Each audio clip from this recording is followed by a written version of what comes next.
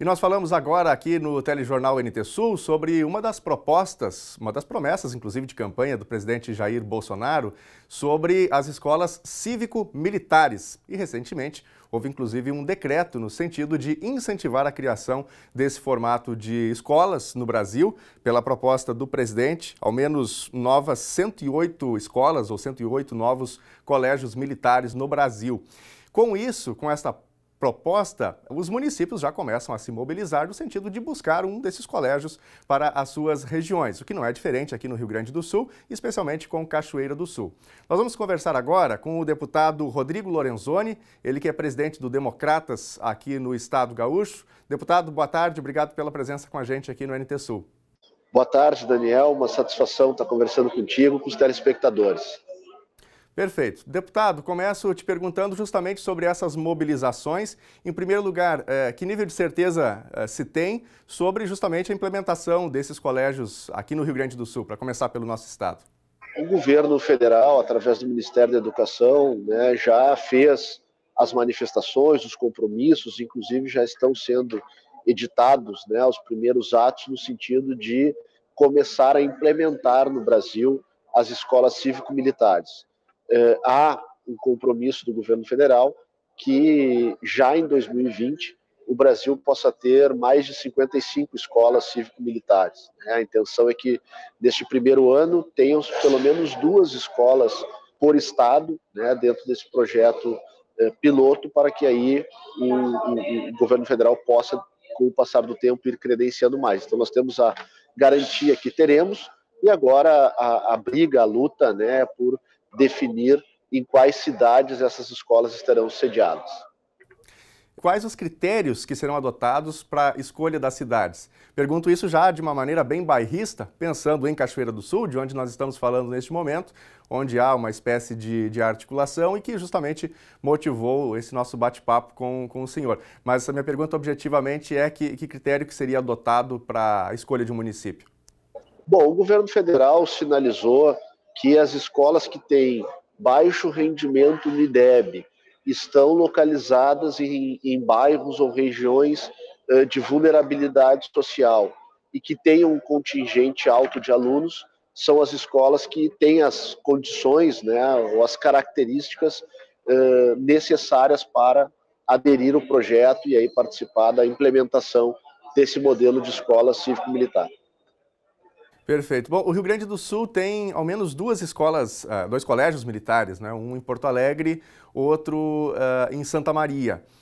Por outro lado, do ponto de vista de desempenho das escolas, a gente também tem escolas federais em todo o Brasil e as escolas federais elas também têm um excelente rendimento, inclusive por vezes até um rendimento melhor do que os colégios militares e um custo um pouco mais baixo. O que o senhor poderia falar sobre isso? Por que investir em colégios militares? Os colégios militares se caracterizam pela excelência na formação dos alunos. Se formos analisar aí os índices e os indicadores de desempenho dos alunos dos colégios militares, acabam, muitas vezes, ou na maioria das vezes, ponteando os melhores índices de formação. E o Brasil precisa, através da formação escolar, ter melhores desempenhos, porque a maior fonte de transformação social é a educação. E o nosso país acabou, por escolhas equivocadas, construindo uma distorção. O Brasil focou muito no ensino superior e não cuidou da educação básica, fundamental e média. E é isso que o governo federal vem se reorganizando para poder atender. As escolas cívico-militares, importante que o telespectador entenda, não serão criadas novas escolas, serão escolas que já existem, que já estão em funcionamento e que terá um comitê de militares já da reserva que irão fazer então a implementação e o apoio e o monitoramento das diretrizes de ensino que hoje são muito características dos colégios militares. Então, o governo federal também tem uma responsabilidade muito grande com a questão fiscal, com a questão da despesa, então, com certeza, os esforços todos serão feitos para melhorar a qualidade do ensino, com responsabilidade fiscal, mas também sem nunca esquecer que gasto em educação não é custo, é investimento.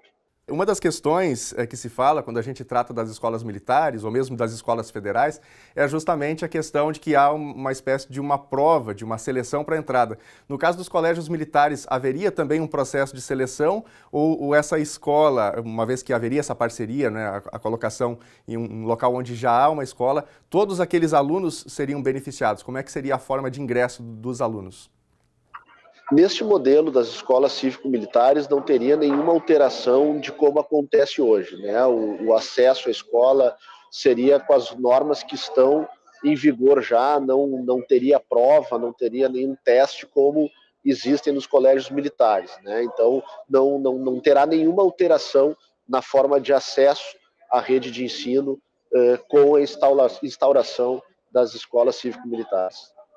Deputado, voltando à questão dos municípios, obviamente, pelo fato do senhor também ter uma relação de parentesco, né, ser filho do ministro Onyx Lorenzoni, esse termina sendo um caminho que, obviamente, muitos prefeitos irão fazer, ou lideranças do próprio Democratas do interior do estado, para defender isso em relação aos seus municípios. Imagino que o senhor tenha sido, ou esteja sendo procurado por várias lideranças de todo o estado do Rio Grande do Sul.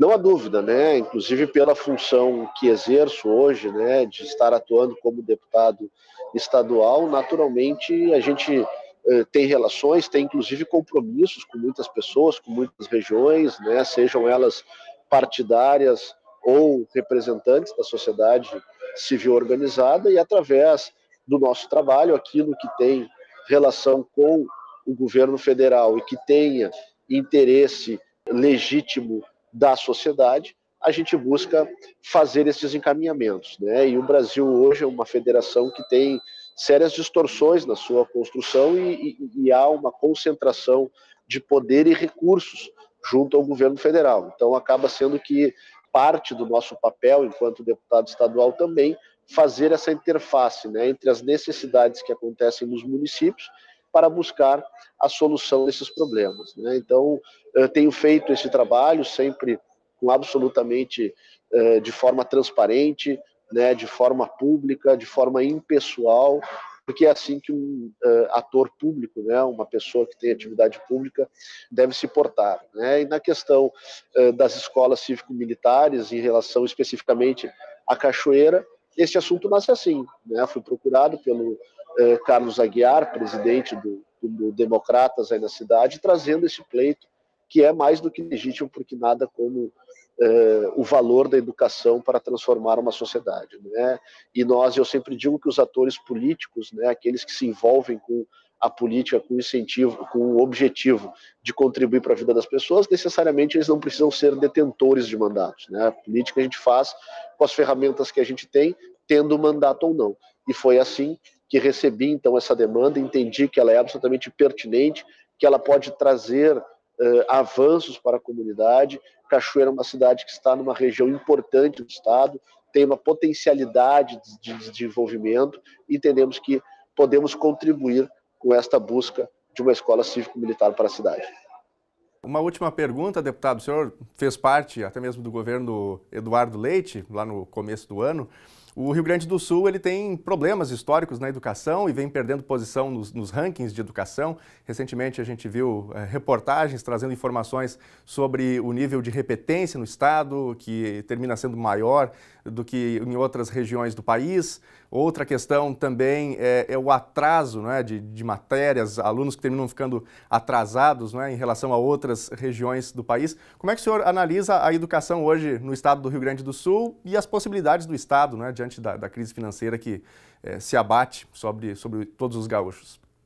Bom, o problema do nosso estado é um problema estrutural, né? O Rio Grande do Sul é um estado que acabou inchando muito, né, a sua estrutura de governo. Nós temos hoje um estado que custa 3,5, 4 bilhões a mais do que a sua capacidade de arrecadar, fruto de um modelo de Estado que buscava o desenvolvimento econômico através de um protagonismo do setor público.